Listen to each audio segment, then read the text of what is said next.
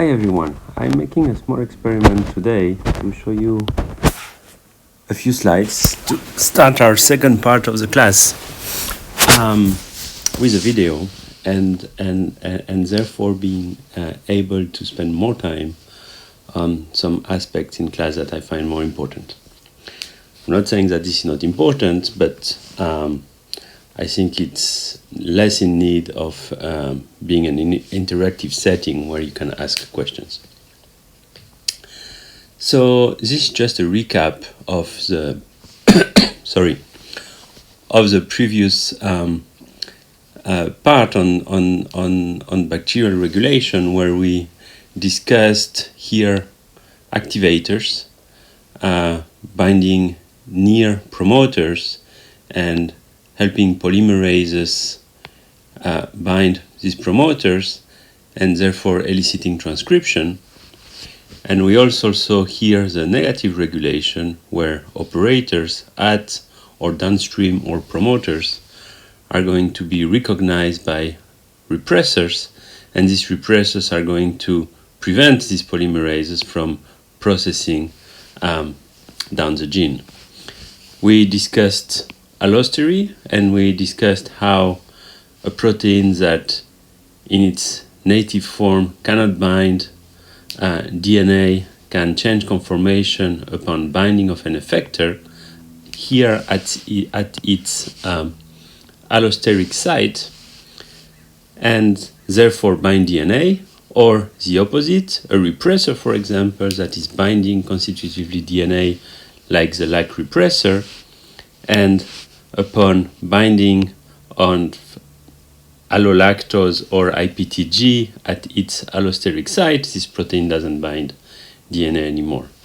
And we also saw some examples where this whole architecture is reversed. We can have activators that bind by default and then are removed by an allosteric regulation, or we can have repressors like repressor, like in the case, for example, of the tryptophan repressor, which are not going to bind in their native state and are going to bind, for example, for the tryptophan repressor in the presence of tryptophan when tryptophan is binding to the site. We saw also the example here of the arabinose system, where the same protein can be an activator in one situation and the same protein can become a repressor in another situation, again depending on the binding of a small ligand, arabinose in this particular case.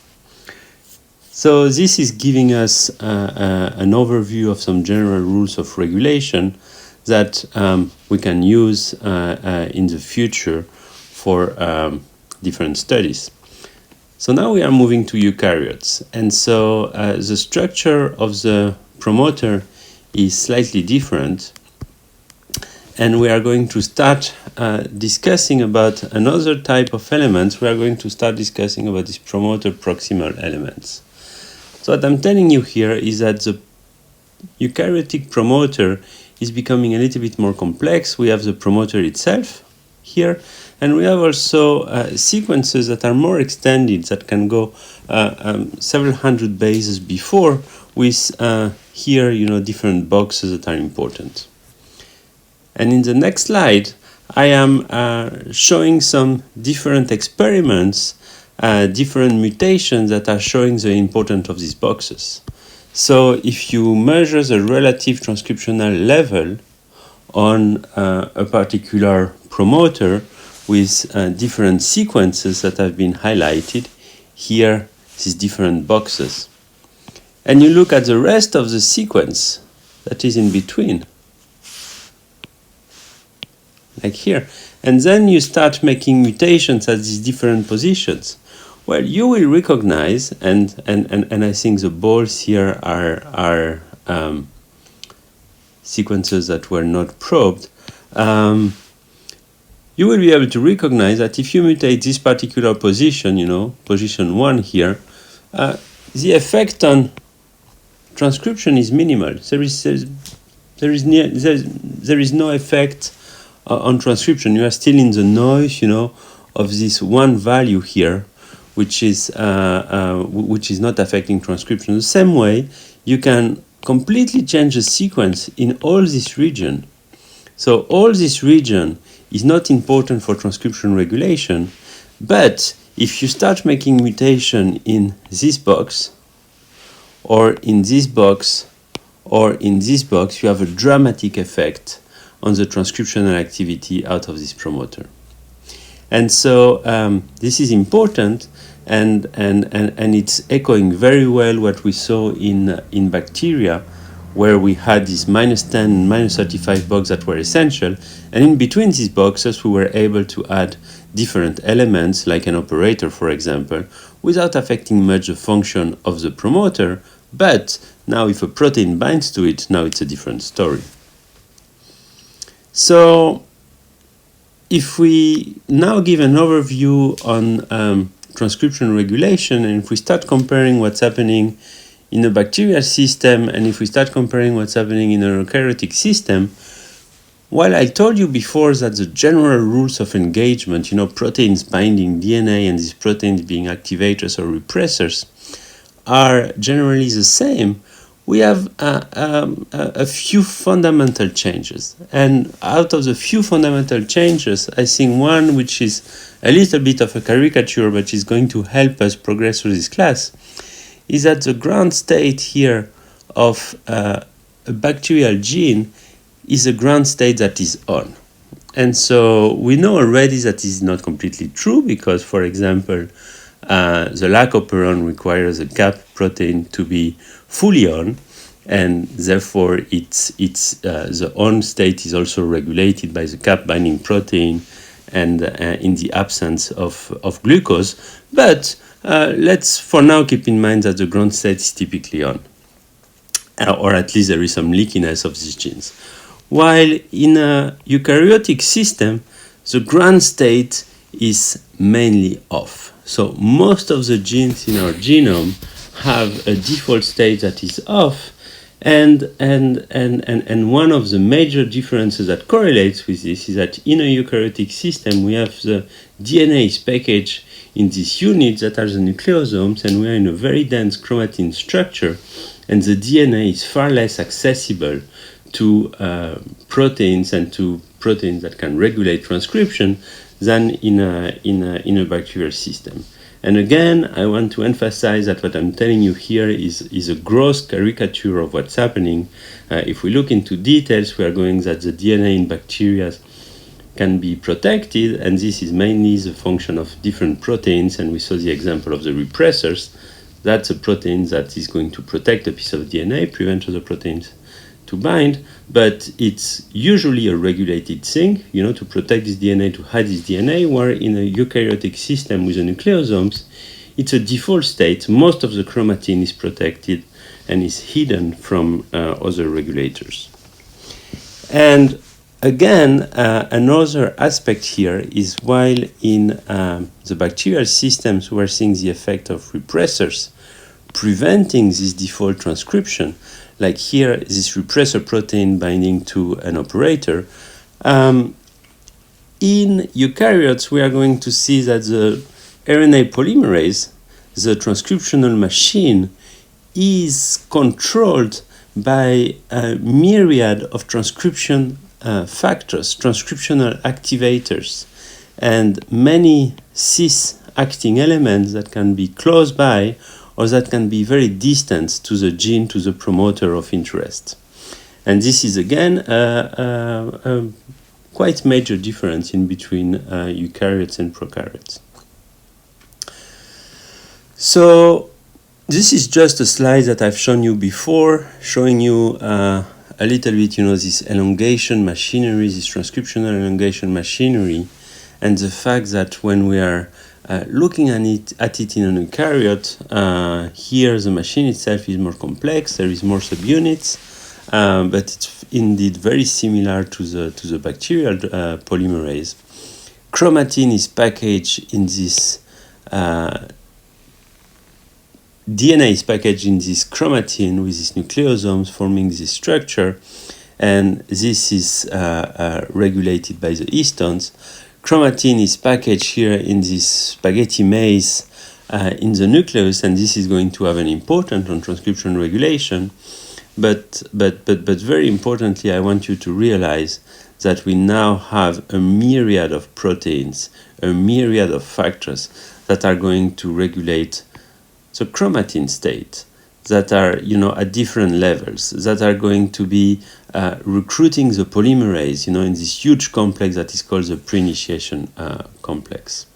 So in the end, we are going to study with our genetic tools a system that is massively complex. Nearly 100 proteins here needed, to position this RNA polymerase at the right place at the right time so it can fire and make a messenger RNA. About 8 to 10% of our genome can be characterized in a way or another as a transcription factor, a protein that is going to have an influence on transcription in one way or another. And finally, what we discussed, the promoter architecture in a bacterium was relatively simple. Here, you can see the complexity of all the boxes that are shown here: insulators, enhancers, other enhancers, silencers, the data box, the initiators, the DP. These are not systems I want you to learn. There are other classes where you can learn about these systems and what is the identity of these boxes. For MCB 140 for this year, I want you to remember mostly that there are enhancers that can be far away from genes and from promoters, and we are going to discuss this at length, and that the promoter architecture is becoming more complex. You don't need to know the identity of these boxes. If we need to process it in an exam question, we will, of course, remind you what are the important boxes and which ones are essential for transcription and which ones and which other sequences are not important. So we are going to discuss our first regulation system and the genetics of our first regulation system in the yeast Saccharomyces cerevisiae, the budding yeast that we use to make beer and bread. And we are going to discuss how these yeasts are going to use this sugar, galactose, when galactose is present in the medium. So we are going to explore something that is extremely similar to the arabinose or the lactose system. We are in a situation where yeast, like bacteria, is going to prefer eating glucose, and if there is no glucose anymore, they will start exploring other sugars, and galactose is one of them. Yeast can grow on galactose. So galactose, there is a whole set of enzymes, and this can be, the structural. You can compare those to the structural genes of the operon, except that now these genes are different, and you have Gal2 that is going to bring galactose inside the cell, so a little bit something similar to the permease. And then there is a whole set of genes that are going to be important, to feed this galactose into the glycolysis cycle and produce energy for these cells. So we are working in yeast now, and so we have an organism that can grow in a haploid state with two different mating types. Yeast can be alpha type or A type, and they can fuse to form a diploid yeast that is going to be A alpha. And this yeast can grow as diploids, the same way as they can grow as haploids here, but they can also enter meiosis and go back to their haploid state. So it's a very interesting cellular system to study genetics, because you can study haploids, you can study diploids, and therefore you can really have the best of both worlds. You can study an allele in an haploid where you are going to see its function, and then you can do complementations, and you can do a test, of dominance and recessivity moving to the diploids. You don't have to play the tricks we were using in bacterium to do that. So I told you that we are not anymore in a situation where an operon is regulating our systems. We are not in the situation where we have different genes one after the other. So each coding gene is coding for a protein. Here we have GAL10, here we have GAL4, and they each have their own promoter. And here we have GAL2. Sorry. So here we are not in the structure of an operon anymore, yet we still have a regulon. And the regulon here is that this protein GAL4, which is a transcriptional activator, is going to recognize different sequences that I'm here circling in blue that are called upstream activating sequences. And so these sequences can be very far away from the genes they regulate, which are GAL7, GAL10, GAL1, and GAL2.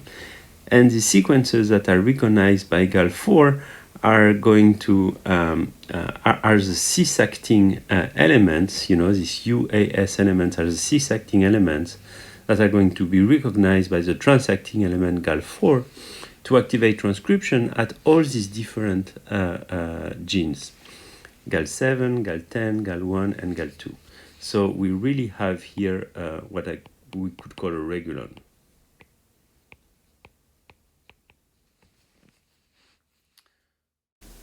Okay, so now I want to show you how this system works. This system of the GAL4 activator, the GAL4 transcription activator protein. And so I'm introducing in this slide several things. One of the important things here, I'm introducing the use of what I call a reporter gene.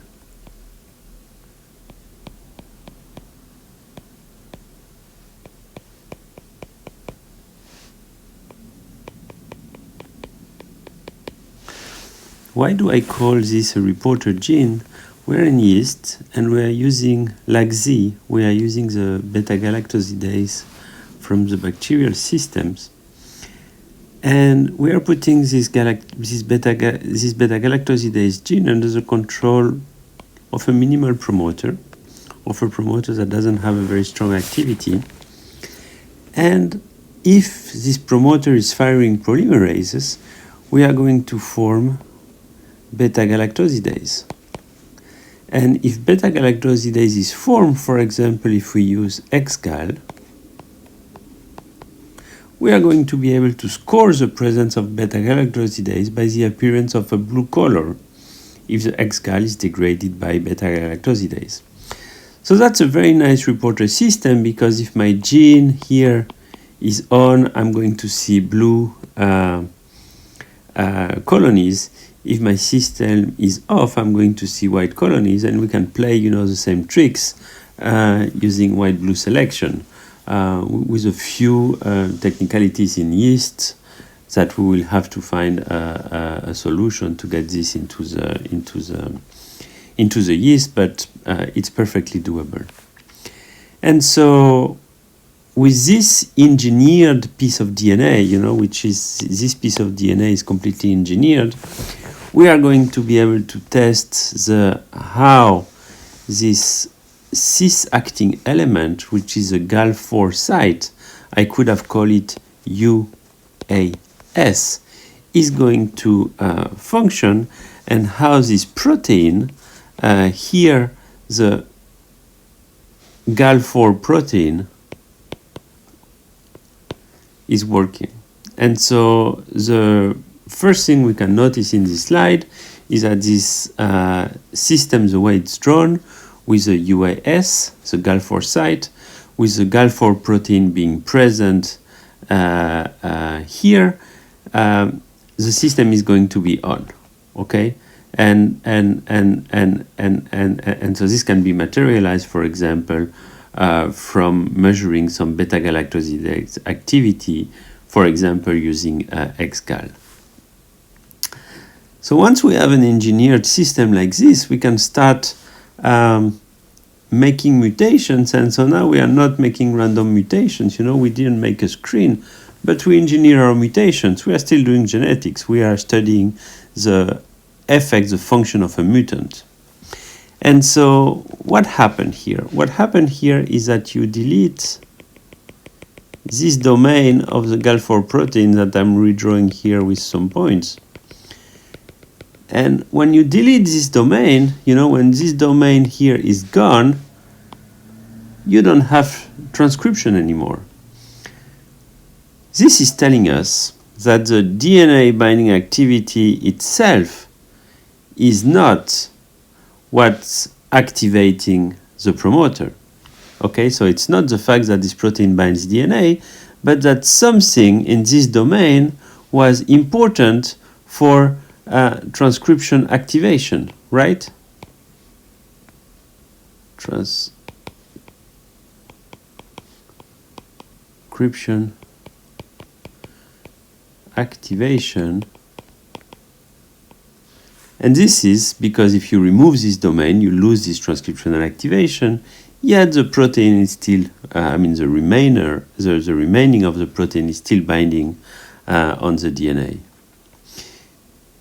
You can continue and you can ask, okay, what if I change completely the system now? So what we did here in green is you change the cis-acting element. You change this GAL4 DNA binding site by a LEX-A binding site. So LEX-A is another DNA binding protein. So you know that it's an element that can be recognized by the LEX-A protein. And then you take the LEX-A DNA binding domain and you express this LEX-A DNA binding domain in your cells. And now what we see is that the gene is still off. The reporter gene is still off. So you can completely change the DNA binding function, and this is not going to save the system. Your gene is still going to be off. So in this case, having a cis-acting DNA sequence occupied by a protein is not going to change much the system. We saw that if we have the GAL4 DNA binding site, DNA binding domain of the protein binding to the GAL4 site, it's not going to affect transcription. Transcription is still off. If we replace this by the LEX-A system, by the LEX-A DNA binding domain, the system is still going to be off. But now comes a very interesting experiment. Now you fuse here in green the LEX-A DNA binding domain in a situation where you have the LEX-A DNA binding site on the DNA. And now you fuse to this the GAL4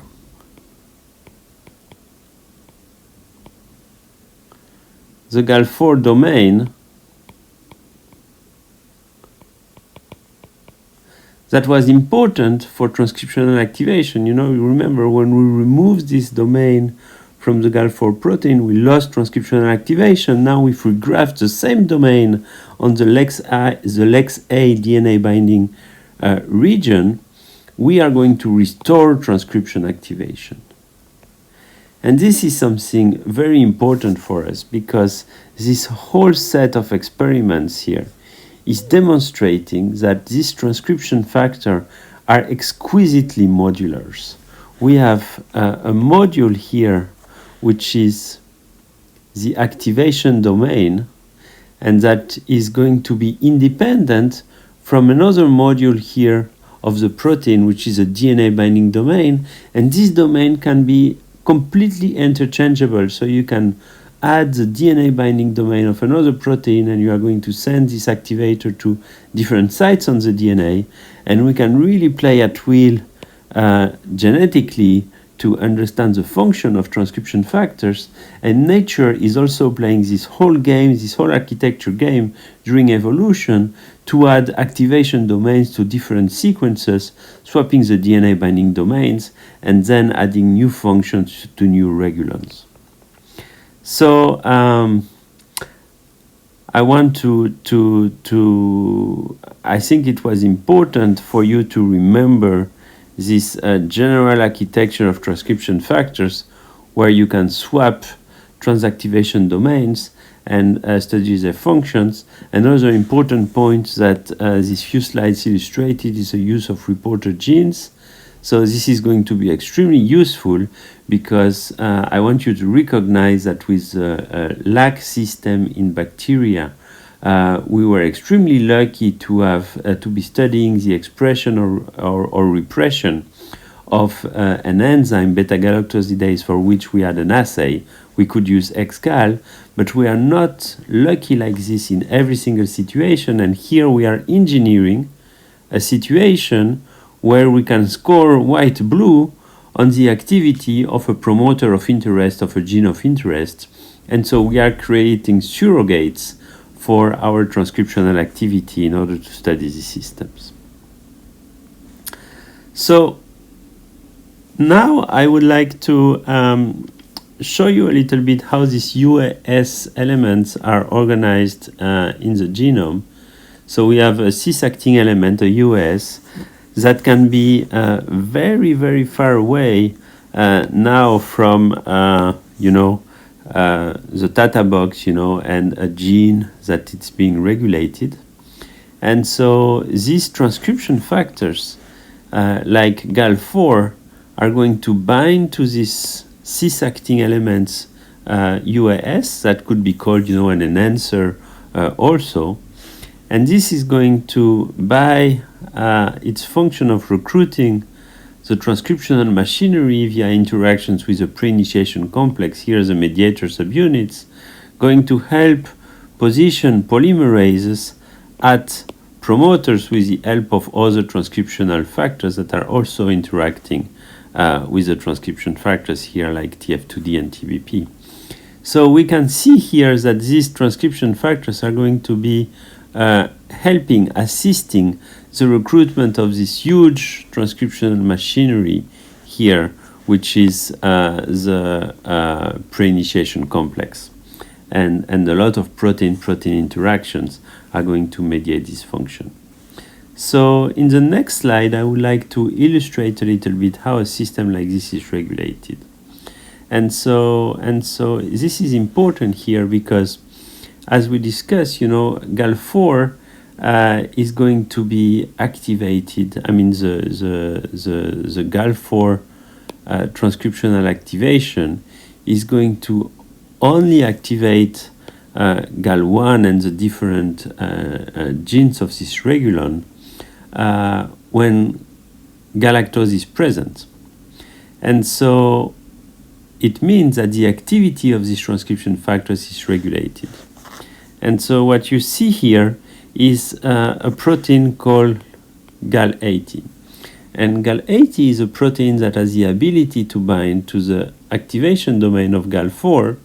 And therefore, if I start building a diagram where I put my GAL4 protein, I'm going to show that GAL4 is a transcription factor. GAL4 has a positive effect on different genes like GAL1, GAL7, GAL10, and others. And these are the genes that are important for metabolizing galactose, right? So GAL4 has this positive effect on the transcription of these genes. Now, because GAL80 is able to bind to this gene, to GAL4, and mask its transactivation domain, now I can draw GAL80 this way as being a repressor of the function of GAL4. And now if I continue in this system, we see here another gene, which is GAL3. And so GAL3 is a gene coding for a protein. This protein is going to be recognized by galactose, so GAL3 is going to bind to galactose. And so if we draw here GAL3,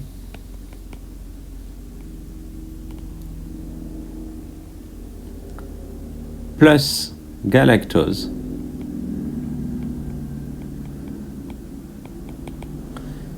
okay, and galactose is going to interact with GAL3, so we again have, some sort of allosteric regulation. This couple here is going to have a negative effect on GAL80, because GAL80, you can see in this diagram here, GAL80 is going to be released from GAL4 in the presence when GAL3 and galactose are going to interact with it. And so now we see that GAL3 is a negative, GAL3 plus galactose is a negative regulator of GAL80. GAL80 was a negative regulator of GAL4, and therefore GAL4 is going to activate transcription. So now what I want you to start understanding is what happens if we make null mutation, if we make mutations on this particular system. For example, what would happen if I make GAL80 minus, if I do a loss of function on GAL80, then GAL80 is not going to be able to repress GAL4, and now we are going to have a phenotype that is a constitutive expression of the GAL genes, GAL1, GAL7, GAL10, etc. At contrario, if now I do a null mutation, a loss of function mutation on GAL3, now I have a system that is constitutively repressed, because GAL80 is going to bind and there will be no way to remove GAL4. Okay?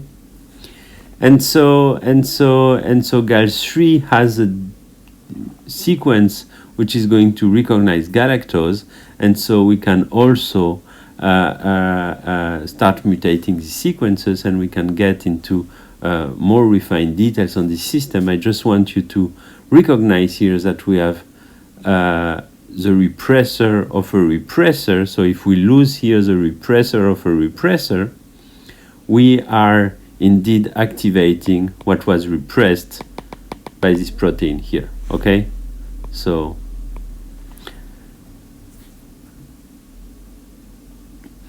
this is the same system, put back in a larger network.